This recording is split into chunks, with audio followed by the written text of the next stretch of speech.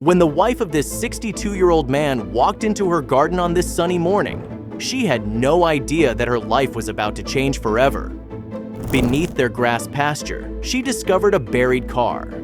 And when she and her husband dug it up, all hell broke loose, resulting in her husband leaving the very next day.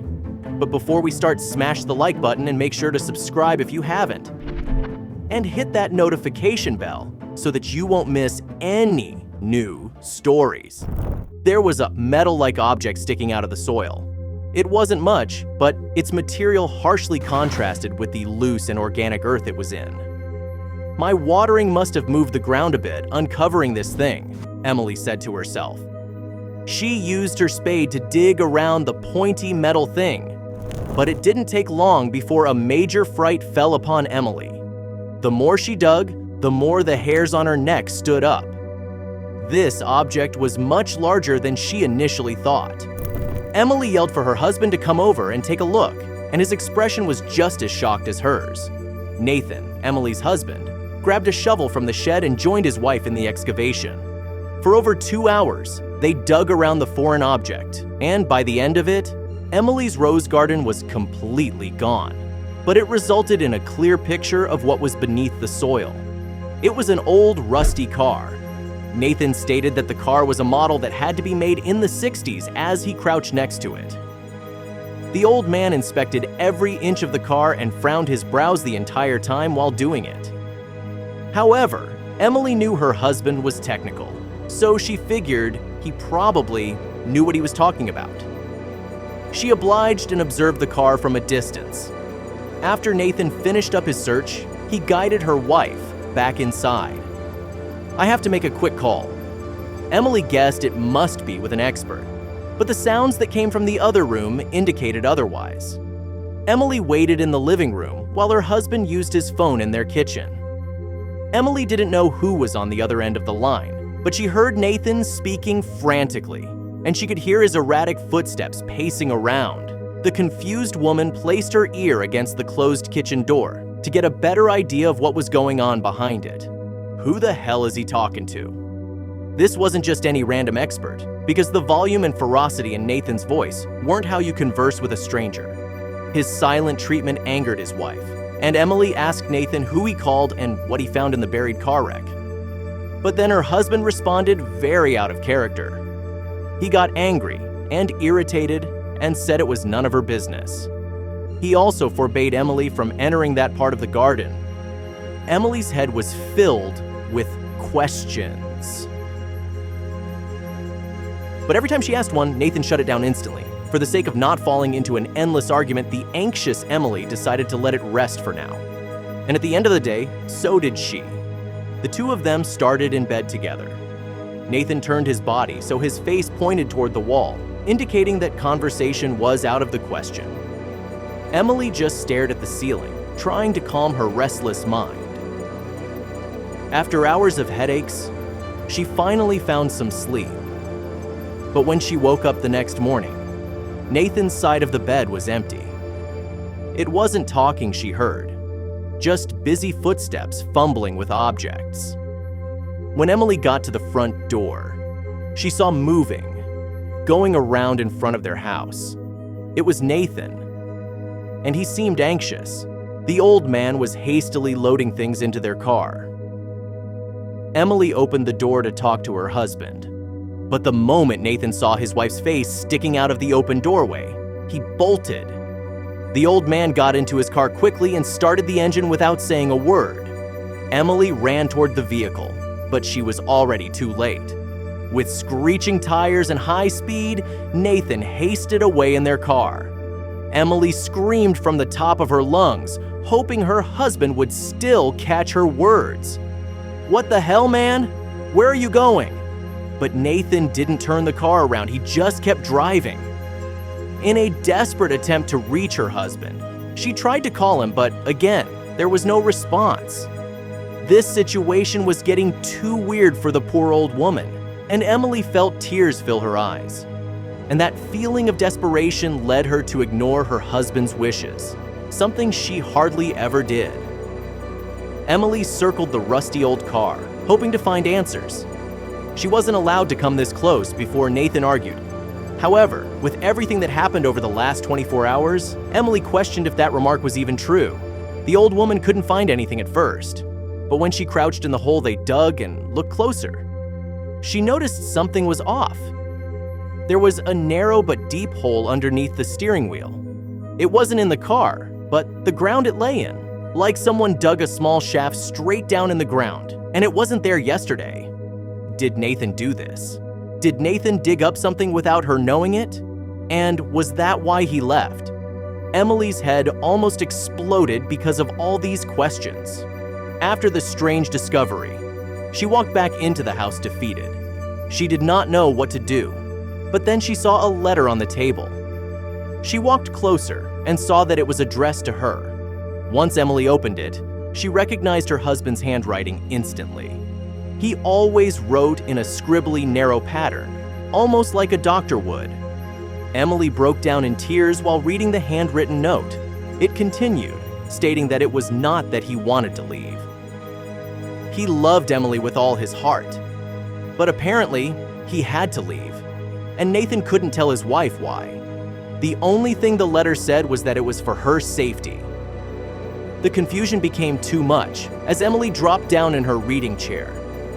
Her hands covered her face, and her elbows were pushed down into the tops of her upper legs so firmly that it hurt. What must I do? You cannot leave me like this, with all these questions. Nathan, please! Emily couldn't simply accept her husband leaving her and saying goodbye in a letter. There was more behind this, starting with the genuine nerves and fear she witnessed in Nathan's eyes over the last day. This deserved some looking into, and Emily did just that, starting with a phone call. Immediately after putting down the letter, Emily remembered Nathan's phone call from the previous day. It was frantic and panicky, and it was also a huge mistake because Nathan had forgotten one important thing. Emily simply had to check the machine for the last outgoing call, and she would have a number to call back. But it didn't even get to that point, because the number he called was a person she knew. It was Luke, Nathan's dear friend and colleague at the garage he used to work at. Her husband used to be a mechanic, and his specialty was restoring old cars. That's why she quickly believed every word he spoke when he told her to be careful. Luke was his co-worker and partner in crime, and they used to do everything together. So the call to his skilled friend wasn't that suspicious. But the call came as a bonus. It was added to all the weird stuff that had already happened, and that fact made it all too coincidental. Emily had the feeling that this man knew more about her husband's disappearance, so naturally, she borrowed her neighbor's car and drove to his address. Once Emily arrived at Luke's address, she was ready to confront him. This entire ordeal was extremely frustrating when it came to that part, because every time she confronted her husband, he shut down. The old man was taken aback when he saw Emily on his doorstep, and her fiery look in his eyes added to that feeling. He invited her to come inside but didn't need to, because before he could make the gesture, Emily had already walked past him into the hallway. She came straight to business. Emily confronted Luke about the phone call her husband had made to him the day before. She said she knew it was about the car and bluffed her way through the rest of her story to make it more convincing because she was still quiet in the dark. Luke tried to remain silent, but Emily wasn't having any of it.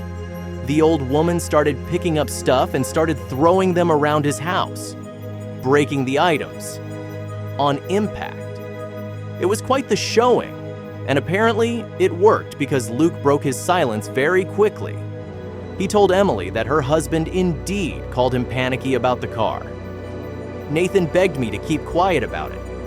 Well, quiet about its origin, that is. Emily didn't understand and asked her husband's friend to elaborate. Luke then said that the sight of the car frightened Emily's husband, and that if Emily knew more about it, she was also an accomplice in the case. Emily grabbed her phone from her back pocket and called the police while staring at Luke the entire time. This whole situation was feeling fishy, but she was making progress in finding out information, so she wasn't going to question anything. After about 15 minutes, the police officers arrived at Luke's home. And that's when Luke explained the entire situation. Luke started by saying that he was the only one who knew about this story, because Nathan didn't trust anyone else with the truth. But I think that even that wasn't fully the case. I think he only told me because of my cabin. Luke then revealed the story of a crime that happened over 40 years ago. It happened before Nathan and Emily met, but at the time, Nathan already owned the house they now live in. It involved a bank heist. The one on Langrove Street, Luke told the officers and Emily, who listened intently. The armed robbery was successful, but when they left, some patrol officers spotted the getaway car, which comprised their identity. They needed to get rid of the vehicle, and that's where Nathan came into play. The men arrived at the garage late in the evening, where Nathan was the only one still working. Nathan always worked late, but he wished he had gone home sooner on this particular evening. Because what happened next changed their outlook on his life completely. The robbers entered the garage with their car and threatened Nathan's life. They would only let him live if he did them a favor. Nathan needed to hide or destroy the car they used on the heist. He even got handed the gun they used to threaten the bank employees. If he did not comply, they would find him and end him. Nathan had no choice and eventually decided to bury the car and gun in his backyard. That's where the vehicle remained for over 40 years. That was until Emily found it yesterday during her gardening. Everyone in the room was in shock after hearing the full story. Emily was saddened that her husband had to carry this burden. The police were shocked that it had remained a secret for so long. Luke's best guess was that his friend was lying low there, hoping never to be found. "Then that is where we will go," one of the uniformed men said. Under Luke's guidance, they drove to the family cabin he owned and quickly opened the creaking front door. And that's where they found him. In the corner of the room sat Nathan. He was shaking in fear, but other than that, he was unharmed. His eyes were large, and he was afraid to come closer. But when he saw Emily's face come through the doorway, all that changed. The old man got up and hugged his wife intensely. "I told you to let it go. Now you're in danger too," Nathan said. But the police promised that they would remain completely safe. Emily's heart broke to see her husband like this. "I can't believe what you went to all those years ago. And to keep this secret for over 40 years is horrible." After some convincing from his wife, Nathan agreed to work with the police to catch these criminals.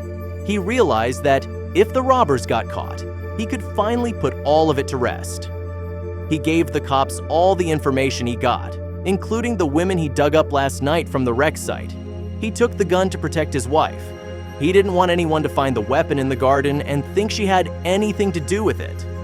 But that weapon turned out to be the perfect missing link, because it still held the fingerprints of all the criminals. After that, it didn't take long. Police arrested the now old criminals within days. And after a quick hearing, the senior robbers got to spend their last years behind bars. That fact finally gave Nathan the rest he was longing for, and it gave Emily her loving husband back. "It's like a weight has been lifted off his shoulders," Emily said, smiling.